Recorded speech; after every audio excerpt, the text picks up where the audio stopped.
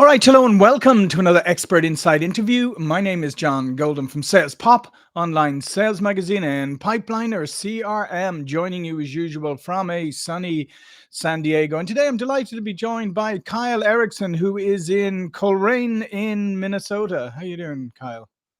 Doing very well. Thanks for having me. Yeah, and Kyle is the Director of Operations at MN Star, is that right? Yeah, Minstar Group, correct? Menstar Group, and has over 20 years leadership experience, 15 of them particularly in the manufacturing industry. And what we wanted to talk about today is just that the evolving nature of leadership. So, Kyle, when you first came into leadership positions, how much guidance, training, or anything were you given, or did you, like most of us, kind of got promoted into it and figure it out afterwards? Well, I think 100%. I mean, it was a situation that, you go to college, got a grad degree, which did certainly help in organizational leadership. So it kind of gave you a foundation piece to kind of build off of. But, frankly, I lean back on a lot of the athletics kind of growing up, and that kind of what I've experienced from as a player, observing coaches, what kind of how I responded to that coach that got the most out of me. That was kind of something that just kind of really played a big role on as I evolved in the leadership process. To be honest with you, John. Yeah. And then how have you used that? It's interesting you say about the sports coaches and that. How has that helped you in your leadership and in helping to coach and mentor people? Because it's one of the things that a lot of people struggle with. They don't know how to coach. They don't know how to mentor people. Yeah, it's very. I mean, it's transferable. The coaching. Coaching's coaching, whether it's in athletics, manufacturing, sales, whatever it may be. And I think it's understanding the strengths of your team, understanding, what you have, what you can play with, as far as, driving productivity, driving cultural engagement. Engagement plays a crucial role in everything that you're doing. I've managed, led different teams throughout the course of my career, and it's understanding, okay, this is what you have, and this is where their strengths are. This is some areas that we're kind of lacking on, and how to kind of coach those moments up. But I think being empathetic, being real, um, and basically, allowing, some autonomy, trust, and not being afraid to fail. I think we have these comfort zone Sure. constraints that kind of keep us here, and as a coach, you're trying to expand those comfort zones where we can try some different things, and you want to promote that thought process. I mean, you might fail, but what are we going to do to learn from that and execute at a higher level the next time we're presented in these situations? Yeah, no, it's absolutely true, and I think that the empathy and understanding, and then focusing a lot on. I think one of the mistakes we often make is we're very quick to focus on the weaknesses and stuff rather than focus on the strengths and figure out how we can leverage more of the strengths of people. Correct. Yeah, I think it's very easy to kind of go back to that, to look at those things that need improvement, and so forth. And um I mentioned the athletic, component, and I've coached a variety of different Mhm. sports even at a collegiate level, and at that rate, focusing on what's not working doesn't work. Yeah. I mean, you can highlight it, right? When I say highlight, you got to go over where the areas of improvement are. But I think when people, I mean, as simple as it is, just having some confidence, knowing that there's belief in their leadership team or their leaders and them as an employee, it just provides such a level of confidence. And again, I think our mind sometimes can be our own worst enemy, and keeping us inside that comfort zone. Got to break through that, and get uncomfortable to become comfortable again. Yeah, and let's face it, I mean, you can either break out of it yourself, or you can wait to be broken out of it. And I know the broken out of it is a little harder to deal with than if you Yeah. consciously push yourself beyond it. So, what today? Looking back, Kyle, like today, what has changed? Do you think uh, the needs of employees and what they look for from leadership? How much has that changed? Do you think? Yeah, I think there's emotional intelligence, where it's not a world where you had a bad day at home or a bad day. You just can't flip a switch. I don't know if that world exists, to Hmm. be honest with you. I don't see it. And it's understanding those different emotions, and understanding if one of your employees just seems off, and there's a difference. Ask them, are you okay? And then they're going to be, yeah, they're fine. But if they know they have a trusting relationship, and again, it goes back to that empathy. Then you can kind of get to the root of what's going on with this employee. Okay, Hmm. what can I do to assist and help this employee to kind of take care of what's going on there, so they can kind of get back on track to get where you want to go as a company. And I think as something that we try to focus on here at the Minstar Group, our wire manufacturing harness, Hmm. um, is the people, and obviously everyone's looking for profitability, but it's the people, the community, and profitability. And I think if we're doing things in alignment with that three-legged stool, if you will, there's a lot of success that can be had, and the people being the employees. And tell me a little bit about. They say there's five generations in the workplace today. So and and those generations, they're not homogenous, if you like. There's different within different ones, but I think there's a lot of different ways people receive communication today, or like to be communicated with. It's kind of made it a little complicated. How much do you find that across the generations that maybe you have to communicate a little bit differently with people? Yeah, maybe I'm in a in a little better spot, and I'm kind of in between the generation and the Mhm, aspects. And frankly, John, I don't even know where I fall on that spectrum. I think it was just what I learned at a young age. It was just always important to find a connection with people, mhm, and being adaptable, versus expecting employees to adapt to me. Sometimes the easier path forward, especially kind of coming into a new position or a new mhm. role, is adapting to the team, and then building that harmony. But no doubt about it. There's some employees that are close to retirement, and the communication components much different versus somebody coming out of college. Mhm. And then also what they value, right? I mean, Yeah, somebody closer to retirement versus somebody coming out of college. The compliments go a little bit of a further way with somebody green in the workforce, is what I've right. kind of observed. But as long as they're genuine, they're genuine.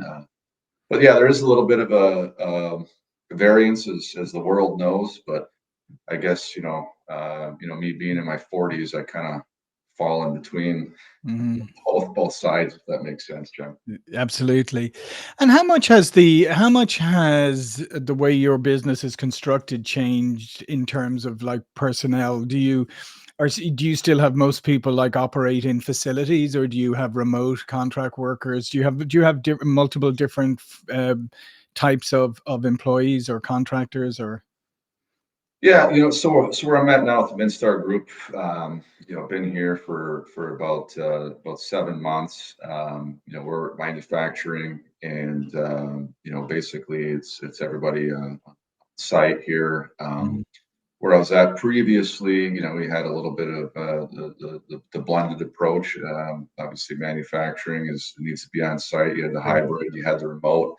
Um, kind of during the COVID, believe it or not, I was working remote in the manufacturing world, and there was some value to that, right? There Mhm, was some value. It was nice, and that sense of self-independence, the trust. It went a long ways, but then eventually it got to a point where I needed human interaction. I just Right. needed to have that connection, and not everyone needs that. Not every position requires that. But I think it's to me, I think the best approach for certain positions, a little bit of the hybrid approach, kind of blending, in person, and then also the ability to do some things that you're able to get a lot more done at home versus the Mhm. distractions that can happen in the workplace. Yeah. And I guess having everybody on site, it's nice because you can obviously do a lot of more of, team building and all of that kind of thing. You can also do and I think as you alluded to earlier, Kyle, I think one of the things is we're fantastic as humans. I don't know. It's just, we're just hardwired. We're fantastic at catching people doing something wrong or finding a mistake or whatever. We're terrible at catching people doing things right. Yeah, we Yeah, forget. We just pass by and just go, "Oh, good, they're doing that," and move on. Okay, instead of not even stopping to go, "Fantastic, that's great, well done, everything." So that's the thing. So I guess when you have an environment where you have people together, you get more chances to catch them doing things right. but you do, and then the impromptu there, all of a sudden this just organically happens. That I find that often, right? It's just okay. This moment organically just happens because the team's on site, and so there is some value to that, right? Mhm. And I think I truly believe in that. And going back to noticing that when people do something wrong and Mhm. so forth, and um, you're trying, and it's tough, right? We talk about coaching. Coaching to me, Sure. like we talked about, doesn't matter what business, if it's athletics, Mhm. if it's dance, whatever it may be. It's being very intuitive to the fact that you got to look at the positive. You got to find that silver lining. It could have been a big mistake, but what can we learn from that? What can we reinforce? Processes. Okay, this is where a process needs to be improved. Mhm. And when you got that culture where you have processes in place, you have culture where you're bringing in the right type of people. It makes things so much smoother and easier versus bringing in somebody looking at a piece of paper on the resume, and they might have all the technical skills, but if they're not having alignment with your values and your culture, it's Mhm. it's it's a, to me it's more of a risk of a disaster versus bringing somebody in and having processes in place that's Mhm. buy in. And so, how do you? Because one of the things that people often talk about is culture in an organization, but sometimes what they say is the culture, what they stick on their website, and what happens internally are two different things. Uh, so how do you what are some ways that you reinforce the culture? Because I mean, the culture, if the culture is not reinforced, then it just organically grows, and it normally becomes whatever the personality of the highest person in that organization is. But how do you ensure that the culture is adhered to and propagated throughout the organization? Well, I take an approach of the extreme ownership concept, right? Mhm. Where frankly, if something were to happen, you could very easily point out a few reasons before it got back to you why there was a failure. But but the extreme ownership is no, I should have been bulletproof in that. I got to make sure I'm accountable to myself, Mhm. to everyone that I'm responsible for, and being humble about it, right? And I think when you got that sense of humbleness and the empathy, and you have your values. So when you're going through the hiring process, it's do they get that? Do they get it? Do they truly understand what this position is? Do they truly want it? Mhm. Do they have the ability to do it? But then the first thing is this person's values going to align, and drafting those interview questions and trying to bring that out? Are their values going to align with where we want to be as a culture and as a community? And that's the first step. And if those values, if there's a discord there, a Mhm. disconnect, I mean, that's the game. That's over, right? It's not going to happen. So Yeah. it's sticking to that, and I think and promoting engagement, right? There's continuous improvement efforts. There's, we tell employees, well, like the Wizard of Oz just told somebody, hey, well, now you have courage, right? Well, Yeah. we want you to have the ability to change things that you feel that need to be changed. Mhm. And what annoys you? Okay, let's get rid of that process. And how are we going to fix it? Right. So there's a level of engagement and accountability that I think plays a big role in the Yeah. culture And there. and obviously in manufacturing, it's continuous improvement is everything, right? And always Yeah, looking at every point of the and obviously process is very key to that. So being able to engage people in, because you mentioned engagement a number of times here, but being able to engage people like that where they are looking to continuously improve the processes and improve the efficiency, that's something that obviously you have to you have to engender in that organization, right? You have to sort of encourage people to do that, because oftentimes people go, well, the organization, I'm not going to stick my head up above the parapet here, but you yeah, want them to do, in a case like yours, you want them to do that because you want that continuous improvement and you want that engagement.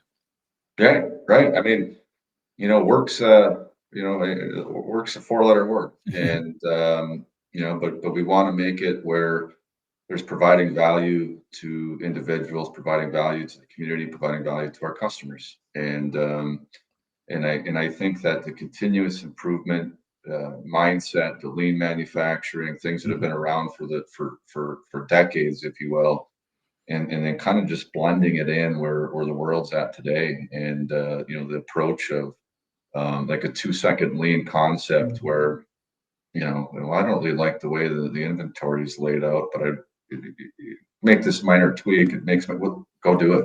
All right. Yeah. As long as it doesn't change, your core competencies where, you could be off the rails if you do something, make a change. But if it's these minor changes, run with it. And with that, you see better, safety numbers. You see, higher quality standards, which your customers love. You see better productivity and efficiencies, which help control your costs, which customers love. Sales guys like that, where they can go out and it's easier to sell. Um, Mhm. it's all about the engagement in manufacturing, in my opinion.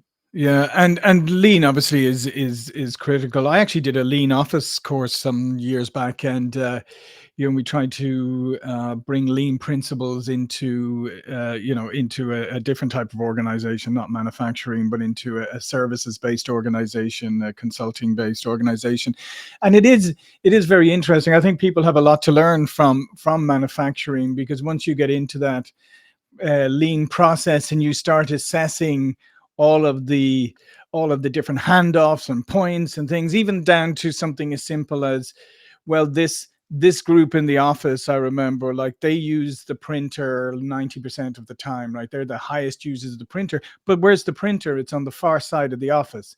So Right. every time this the group that's printing the most, but every time they print something, they're walking all the way over to the other side of the office to get the printer. And once you move the printer beside them, everybody's happy. And it's such a simple thing. And that's the kind of thing that I think a lot of people can learn from manufacturing. Well, I think it's the Toyota production system, and as I got more involved and deeper in the growth of manufacturing, a lot of it's just common sense I to a was going to say, degree, but you just don't see it sometimes unless your brain and your mind is trained to look for those things. yeah. And then when you have that, whether it's a simple reading a book, listening to a podcast, going through a little bit of a training, when your mind's in tune with that, it's a game changer on, yeah, that doesn't make sense. Why is the printer over here? Or, why I can't find my stapler ever. And, Yeah. this part of the lean office, this is where my stapler should be. It's something simple as that. Yeah, Um, but you're so right. I mean, it is kind of common sense, and the problem with common sense is it's not that common. But but the issue is, yeah, I mean, especially in non-manufacturing organizations, they don't these things aren't obvious to them until they're pointed out to them, how much you can gain in efficiency by doing simple things, looking at things differently, right. and looking at the whatever as you do those exercises, you say, well, here's a handoff, or that's just a quick handoff here, and it comes back, and you go, no, but how soon, when you send that email, how soon does that reply come back? Well, probably Right. the next day. You say, yeah, well, then that wasn't 1 minute, that was 24 hours. Yes. Yeah. Yeah. It may have been 1 second for you to send the email, but if it's 24 hours coming back, then that's 24 hours in your process. Correct. Yeah. Correct. And I think, the drives, the KPIs, right? What, as we all know, it's huge in manufacturing, what you want to see improvement on, what you want to, Mhm. if there's an email response time, right? We're all intertwined, whether or not we're global or different time zones, and you have a mechanism to kick out KPIs for those email response times, and those are things that always, again, going back to continuous improvement and so forth. Perfect. Well, listen, Kyle, this has been fascinating. All of Kyle's information will be below this video. But before we go, please do tell people a little bit more about you and your company. Yeah, I'm with, thank you very much, John. I'm with Minstar Group. We're a wire harness manufacturer in northern Minnesota. I've been around for about 30 years, and our lead times are industry leading. 2 week production lead time. Our engineering team is one of the most knowledgeable in the industry. I'm always looking to work with our customers and fine tuning, improving processes, and quality has been a staple of ours. So that's about Midstar Group. And if anyone ever needs, everything has a wire harness, John. I didn't realize this until I started here, but everything needs a wire harness almost. And we can make the most simple to the very, very complex. It's incredible. Well, it's great to see. It's great to see manufacturing, and it's great to see your company doing well. We need more. We need more manufacturing here. Yes, I agree. I agree. All right. Well, listen. Thank you, Kyle. Thank you for watching and listening, and I'll talk to you all again soon.